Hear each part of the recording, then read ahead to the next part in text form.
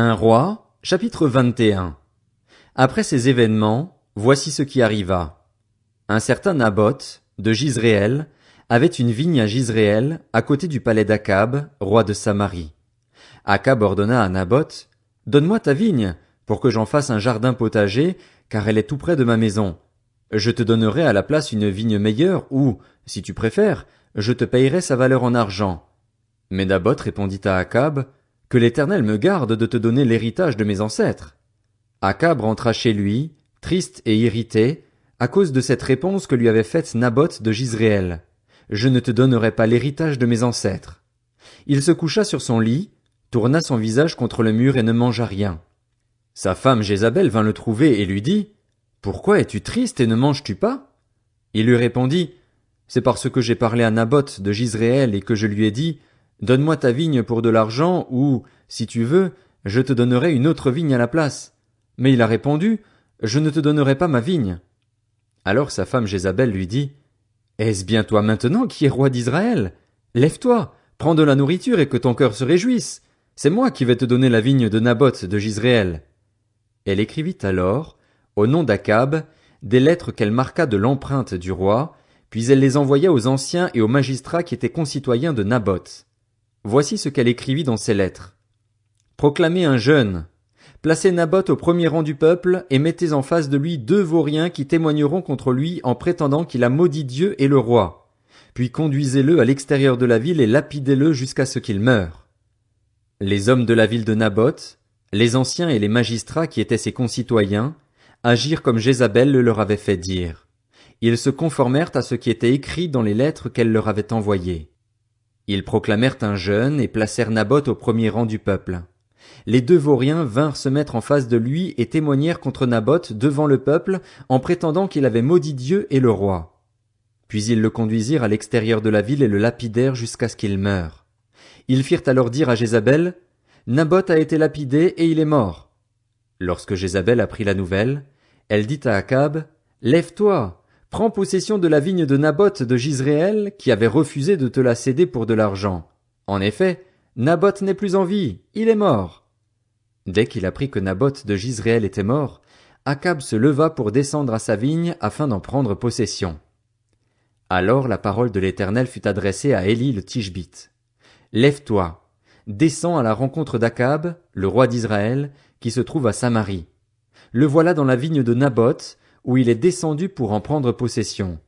Tu lui annonceras, « Voici ce que dit l'Éternel, n'es-tu pas un assassin et un voleur ?» Et tu ajouteras, « Voici ce que dit l'Éternel, à l'endroit même où les chiens ont léché le sang de Naboth, ils lécheront aussi ton propre sang. » Akab dit à Élie, « Tu m'as donc retrouvé, mon ennemi ?» Il répondit, « Je t'ai retrouvé parce que tu t'es toi-même vendu pour faire ce qui est mal aux yeux de l'Éternel. Je vais faire venir le malheur sur toi, je vais te balayer, je vais exterminer tout homme qui appartient à Akab, qu'il soit esclave ou libre en Israël.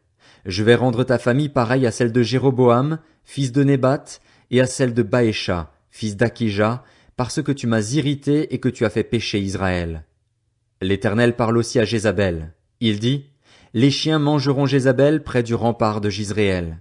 Le membre de la famille d'Akab qui mourra dans la ville sera mangé par les chiens, et celui qui mourra dans les champs sera mangé par les oiseaux. Il n'y a eu personne qui se soit lui-même vendu comme Akab pour faire ce qui est mal aux yeux de l'Éternel, et sa femme Jézabel l'y poussait.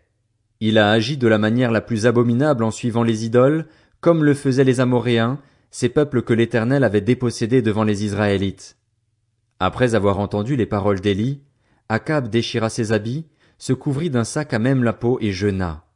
Il dormait avec ce sac et il marchait tout lentement. La parole de l'Éternel fut adressée à Élie le Tishbite. « As-tu vu qu'Akab s'est humilié devant moi? Eh bien, parce qu'il s'est humilié devant moi, je ne ferai pas venir le malheur durant sa vie. Ce sera pendant la vie de son fils que je ferai venir le malheur sur sa famille. » Un roi, chapitre 22. On resta 3 ans sans qu'il y ait guerre entre la Syrie et Israël. La 3e année, Josaphat, le roi de Juda, descendit trouver le roi d'Israël. Ce dernier dit à ses serviteurs, « Savez-vous que Ramoth en Galaad nous appartient? Et nous ne faisons rien pour la reprendre au roi de Syrie. » Puis il demanda à Josaphat, « Veux-tu venir avec moi attaquer Ramoth en Galaad? Josaphat répondit au roi d'Israël. Toi et moi, ton peuple et le mien, tes chevaux et les miens, il n'y aura aucune différence. Puis Josaphat dit au roi d'Israël, consulte donc maintenant la parole de l'Éternel. Le roi d'Israël rassembla les prophètes, au nombre d'environ 400, et leur demanda, dois-je aller attaquer Ramoth en Galaad ou dois-je y renoncer? Ils répondirent, monte-y et le Seigneur la livrera entre les mains du roi. Mais Josaphat dit, n'y a-t-il plus ici aucun prophète de l'Éternel pour que nous puissions le consulter? Le roi d'Israël répondit à Josaphat, il reste un seul homme par qui l'on puisse consulter l'Éternel, mais je le déteste, car il ne prophétise rien de bon sur moi, il ne prophétise que du mal.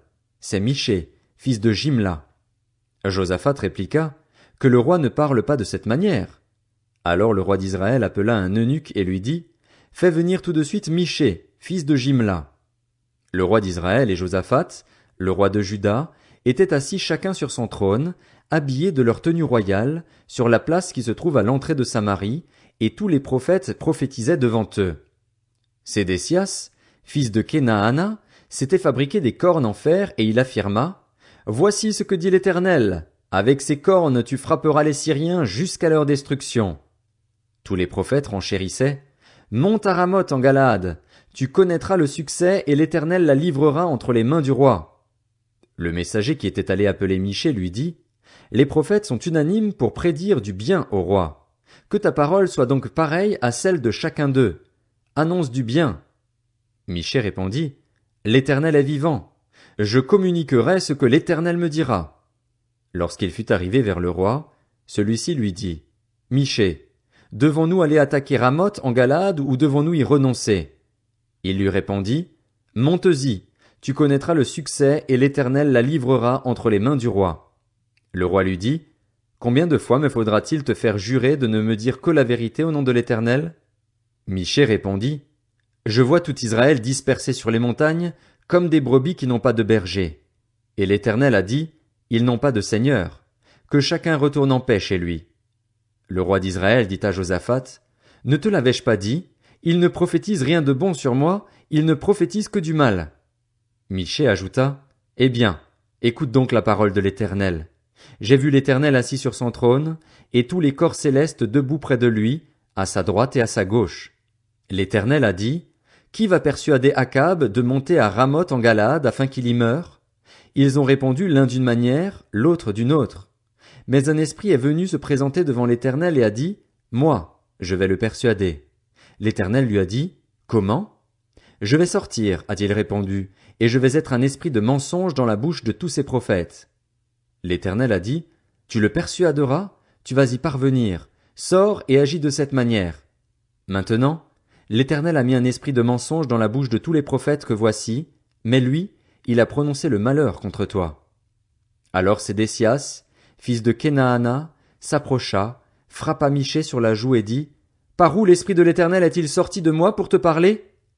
Michée répondit, tu le verras le jour où tu iras de chambre en chambre pour te cacher. Le roi d'Israël dit, arrête Michée et amène-le à Amon, le chef de la ville, et à mon fils Joas. Tu leur ordonneras, voici ce que dit le roi. Mettez cet homme en prison et nourrissez-le du pain et de l'eau de misère jusqu'à ce que je revienne en paix. Michée dit, si tu reviens en paix, c'est que l'Éternel n'a pas parlé par moi. Il ajouta, écoutez, vous, tous les peuples. Le roi d'Israël et Josaphat, le roi de Juda, montèrent à Ramoth en Galaad. Le roi d'Israël dit à Josaphat, je vais me déguiser pour aller au combat. Mais toi, mets tes habits. Le roi d'Israël se déguisa donc, puis il partit au combat. Le roi de Syrie avait donné cet ordre aux 32 chefs de ses chars, vous n'attaquerez ni soldats ni officiers, mais seulement le roi d'Israël. Quand les chefs des chars aperçurent Josaphat, ils se dirent, c'est sûrement le roi d'Israël, et ils s'approchèrent de lui pour l'attaquer. Josaphat poussa alors un cri. Voyant que ce n'était pas le roi d'Israël, les chefs des chars s'éloignèrent de lui. Alors un homme tira au hasard avec son arc et il frappa le roi d'Israël entre les deux parties de la cuirasse. Le roi dit à celui qui conduisait son char, fais demi-tour et fais-moi sortir du champ de bataille car je suis blessé. Le combat fut si violent, ce jour-là, que le roi fut retenu dans son char face aux Syriens, et il mourut le soir. Le sang de sa blessure coula à l'intérieur du char. Au coucher du soleil, on cria dans tout le camp, « Chacun dans sa ville et dans son pays !» C'est ainsi que le roi mourut. Il fut ramené à Samarie et on y enterra le roi. Lorsqu'on lava son char dans l'étang de Samarie, les chiens léchèrent le sang d'Akab et les prostituées s'y baignèrent, conformément à la parole que l'Éternel avait prononcée. Le reste des actes d'Akab, tout ce qu'il a accompli, le palais d'ivoire qu'il a construit et toutes les villes qu'il a fortifiées, cela est décrit dans les annales des rois d'Israël. Akab se coucha avec ses ancêtres, son fils Akazia devint roi à sa place. Josaphat, le fils d'Asa, devint roi de Juda la 4e année du règne d'Akab sur Israël. Josaphat avait 35 ans lorsqu'il devint roi et il régna 25 ans à Jérusalem. Sa mère s'appelait Azuba et c'était la fille de Shilchi. Il marcha entièrement sur la voie de son père Asa. Il ne s'en écarta pas, faisant ce qui était droit aux yeux de l'Éternel. Toutefois, les hauts lieux ne disparurent pas, le peuple y offrait encore des sacrifices et des parfums. Josaphat fut en paix avec le roi d'Israël. Le reste des actes de Josaphat, ses exploits et ses guerres, cela est décrit dans les annales des rois de Juda. Il débarrassa le pays du reste des prostituées, de ceux qui avaient survécu au règne de son père Asa. Il n'y avait pas de roi en Édom, mais un intendant du roi. Josaphat construisit des bateaux long courriers pour aller à Ophir chercher de l'or, mais il ne parvint pas jusque-là, parce que les bateaux se brisèrent à Edjon-Guéber. Alors Akazia, le fils d'Akab, demanda à Josaphat, « Veux-tu que mes serviteurs aillent avec les tiens sur des bateaux ?» Mais Josaphat refusa. Josaphat se coucha avec ses ancêtres et il fut enterré à leur côté dans la ville de son ancêtre David. Son fils Joram devint roi à sa place. Akazia, le fils d'Akab, devint roi d'Israël à Samarie, la 17e année du règne de Josaphat sur Juda. Il régna 2 ans sur Israël. Il fit ce qui est mal aux yeux de l'Éternel. Il marcha sur la voie de son père et de sa mère, et sur la voie de Jéroboam, fils de Nébat, qui avait fait pécher Israël. Il servit Baal et se prosterna devant lui, et il irrita l'Éternel, le Dieu d'Israël, tout comme l'avait fait son père. 2 Rois, chapitre 1. Les Moabites se révoltèrent contre Israël après la mort d'Akab. Akazia tomba par le treillis de sa chambre à l'étage, à Samarie, et il se blessa gravement. Il fit partir des messagers en leur disant, « Allez consulter Baal-Zébub, le dieu d'Écron, pour savoir si je guérirai de cette blessure. » Mais l'ange de l'Éternel dit à Élie le Tishbite, « Lève-toi, monte à la rencontre des messagers du roi de Samarie et dis-leur, « Est-ce parce qu'il n'y a pas de Dieu en Israël que vous allez consulter Baal-Zébub, le dieu d'Écron? C'est pourquoi, voici ce que dit l'Éternel. Tu ne redescendras pas du lit sur lequel tu es monté, car tu mourras. » Puis Élie s'en alla. Les messagers retournèrent vers Akazia, qui leur demanda, « Pourquoi revenez-vous » Ils lui répondirent, « Un homme est monté à notre rencontre et nous a dit, « Allez-y, retournez vers le roi qui vous a envoyé et annoncez-lui, « Voici ce que dit l'Éternel. Est-ce parce qu'il n'y a pas de Dieu en Israël que tu envoies consulter Baal-Zébub, le dieu d'Écron? C'est pourquoi tu ne redescendras pas du lit sur lequel tu es monté, car tu mourras. » Akazia leur demanda, « Quel air avait l'homme qui est monté à votre rencontre et qui vous a dit ces paroles ?» Ils lui répondirent, « C'était un homme avec un vêtement en poil et une ceinture de cuir autour de la taille. » Akazia dit alors, « C'est Élie le Tishbite. » Il envoya vers lui un chef de 50 avec ses 50 hommes. Ce chef monta vers Élie qui était assis au sommet de la montagne. Il lui dit, « Homme de Dieu, le roi te dit, descends. » Élie répondit au chef de 50, « Si je suis un homme de Dieu, que le feu descende du ciel et te dévore, toi et tes 50 hommes. » Et le feu descendit du ciel et le dévora, lui et ses 50 hommes. Akazia envoya de nouveau vers lui un chef de 50 avec ses 50 hommes. Ce chef prit la parole et dit à Élie, « Homme de Dieu, voici ce que dit le roi, dépêche-toi de descendre. » Élie leur répondit, « Si je suis un homme de Dieu, que le feu descende du ciel et te dévore, toi et tes 50 hommes. » Et le feu de Dieu descendit du ciel et le dévora, lui et ses 50 hommes. Akazia envoya encore un 3e chef de 50 avec ses 50 hommes. Ce 3e chef de 50 monta vers Élie et, à son arrivée, il plia les genoux devant lui et lui demanda grâce en disant, « Homme de Dieu, veuille accorder un peu de valeur à ma vie et à celle de ces 50 hommes, tes serviteurs. Le feu est descendu du ciel et a dévoré les 2 premiers chefs de 50 et leurs 50 hommes.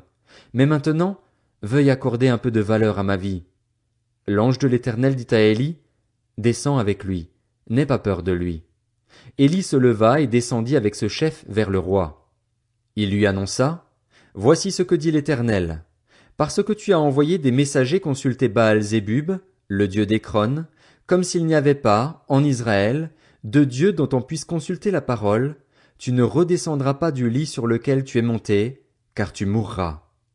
Akazia mourut, conformément à la parole de l'Éternel prononcée par Élie. Comme il n'avait pas de fils, son frère Joram devint roi à sa place.